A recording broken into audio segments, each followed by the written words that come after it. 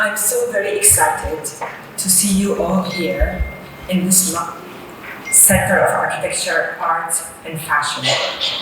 My love for this city is immense. The city of Gaudi's work, a work that embodies innovation. His work and the work of the artist Salvador Dali have inspired me since my early 20s.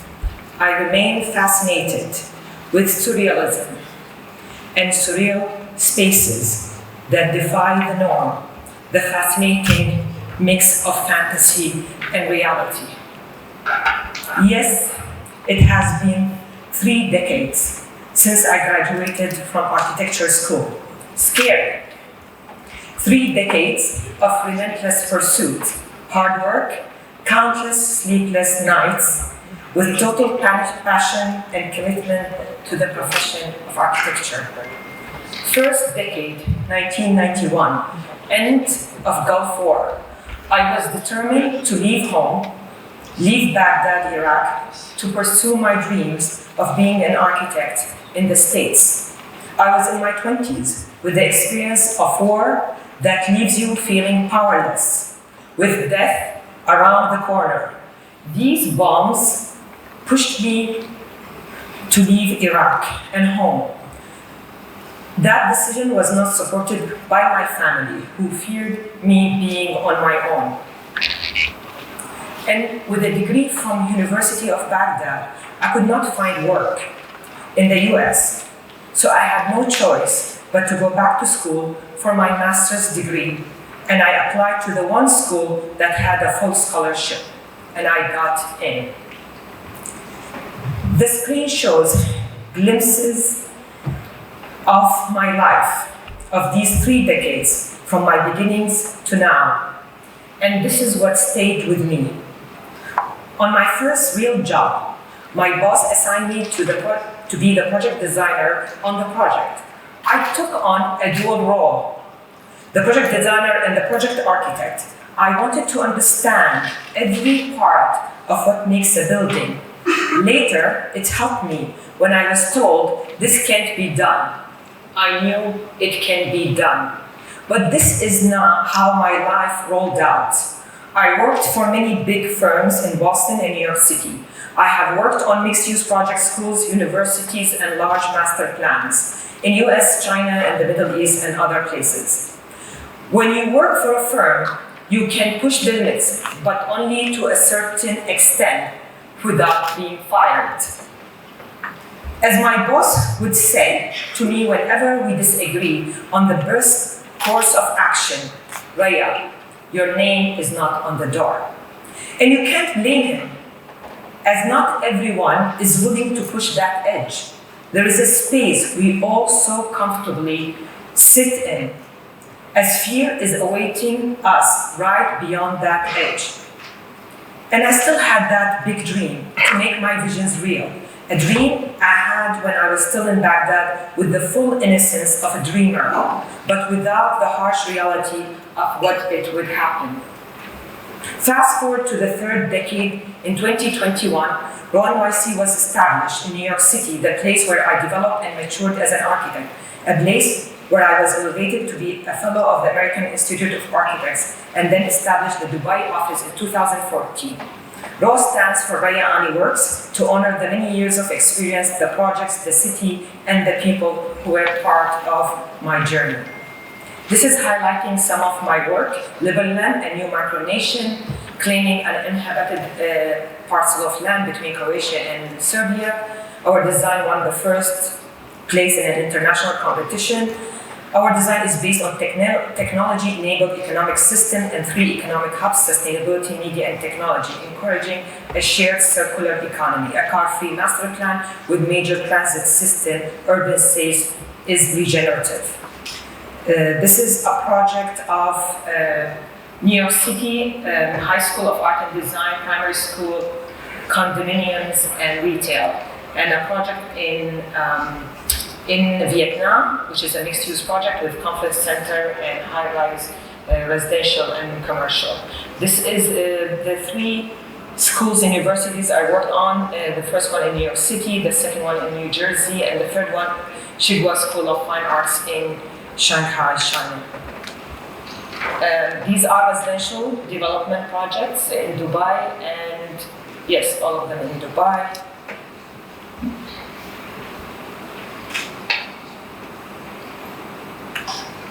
Bawadi Park visions is to create a walkable micro-city where buildings and public spaces are seamlessly interwoven into a single network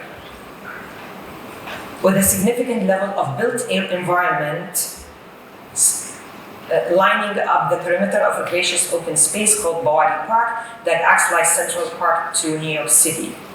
And it becomes a retreat for city dwellers in the middle of a dense urban environment. This is the marshes of southern Iraq, which is based on trying to create a viable living conditions for the marsh dwellers based on cultivating fish and farming. This is an adaptive tower where the intelligent form and the skin of the structure is derived from the sun's impact on the tower's form while positioning the tower optimally. The adaptive skin was using mechanical either or manual or using smart materials to operate. The first project is the Women's Building in New York City, which is about converting a women's prison into a hub for women's empowerment. So we kept the original facade, which has a historical significance, and tied in all the internal spaces up to the roof level, where you see the heads in the cloud. And this is a place where the inmates used to go up to the roof in order to get a sense of freedom. And the next project is Bamiyan Cultural Center, which is about empowering local crafts for the local community. And the last project, this is a Bamiyan, and it was all about empowering the local communities. And like the last project is our cityscape stand, where we recycled 1,200 plastic bottles, and we recycled it twice, the first time for the cityscape stand, and the second time as part of an art project.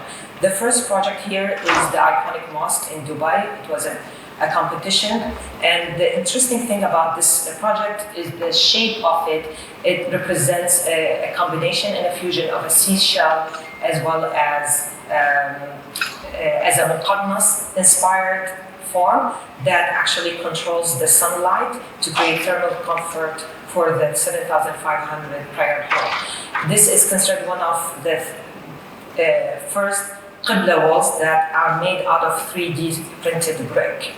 And it was a proposal. The other project is Qatar Sports Complex. It's a sports facility, and basically the concept of it is basically the cedar tree inspiration, where the trunks of the tree actually expand over the building facade all the way to the roof, creating an environment filtered through the light that comes between the branches. The last project on this sheet is Guggenheim Museum, and which is designed as a series of volumes to address the city on one side and the harbor on the other. The peaks and the dips of the form are carefully orchestrated to maintain the views. These carved out volumes called the Garden of Public Reflection and Sculpture, becomes the backbone of the museum.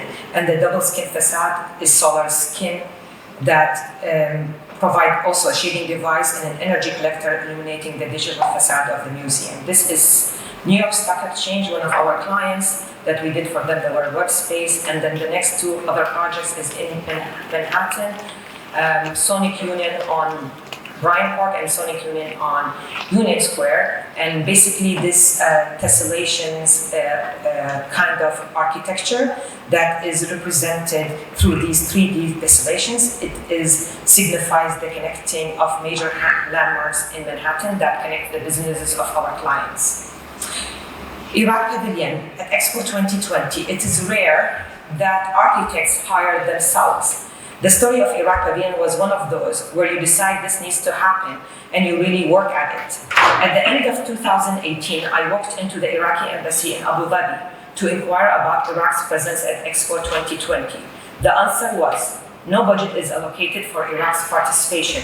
I walked out that day determined to have Iraq present at Expo 2020. Months of traveling back and forth to Iraq followed, as well as numerous attempts to get support from Expo 2020 officials. I took the initiative and lobbied for Iraq's participation through letters, meetings, TV appearances, and social media platforms. Then decided to create 3 designs for the Iraq Pavilion. Once the 3 designs were completed, I shared it publicly on a website for Iraqis to select the design that best represent them. A Salih design was selected, and after months of outreach and lobbying, I was able to convince the Iraqi government to adopt the same design the public chose, and then secured my role as the architect in charge of completing the project, but without any financial commitment to pay me or my firm or for the part of the construction Iraq was responsible for. I then embarked on a long and challenging journey to secure financial support from Expo 2020 and from the Iraqi government. I worked for 3 years in the middle of a pandemic and in the middle of the 2019 Iraqi protests. I ultimately succeeded at engaging Iraq's public and private sector for support. Once constructed, the Iraq Pavilion drew millions of people, creating opportunities for Iraq. It empowered Iraqi people, showcased their talents, and supported small and large businesses in the public and private sector. And this is the concept design. It's basically inspired by a Salih, which is a casting technique to capture the idea of catching future opportunities for Iraq. This whole shell structure hovers over 2 rivers, the Tigris and the Euphrates, which defines Iraq from its north to its south. The color you see on the image, it's basically representing Iraq's future potential in solar energy, as well as it was following passive cooling strategies and providing shading. It was a pavilion that was mostly an outdoor pavilion. I acted on my strong belief in the value of Iraq's participation in the first World Expo in the Middle East. This strong drive, coupled with a sheer determination to give Iraq a chance to be visible in a positive light after all the turmoil Iraq had experienced. Against all odds, my passion and unrelenting belief in the power of architecture to create positive change, Iraq Pavilion became a reality. Iraq was one of few pavilions that was constructed at a very low cost, achieving a bigger impact with very limited resources. These are pictures of the theater and gathering spaces that was inspired by the palm trees pattern that creates different undulating patterns throughout the day. We at NYC Architects push for design to be within reach. In those challenging opportunities where we require a large vision but have limited resources, we are interested in empowering companies, organizations, leaders, and collaborators to push the edge of innovation, technology, and sustainability. How does an innovation strategy create value, and how can it be captured? We outline a few innovation strategies. How to create value for our clients and potential end users, how the company will capture this value, and which types of innovation to pursue. We believe design should never be without a strategic plan that is innovative, coherent, and fits the competitive needs of the market over time. We also understand that the strategy has to be flexible and adaptive to change. We also believe it should be proactive. We articulate the innovation strategy to align the strategy selected with our clients' overall business plan. We discuss how best to translate this into a design vision that will be born out of what was outlined first. We think of what makes you unique and use it to determine the innovation path we will pursue in design. Our sustainability strategy, we see all aspects of sustainability as a design opportunity. How do we embrace opportunity as an innovation for a sustainable future? We strive for sustainability by integrating environmental, social, and economic strategies from the initial phase through the end of building's life.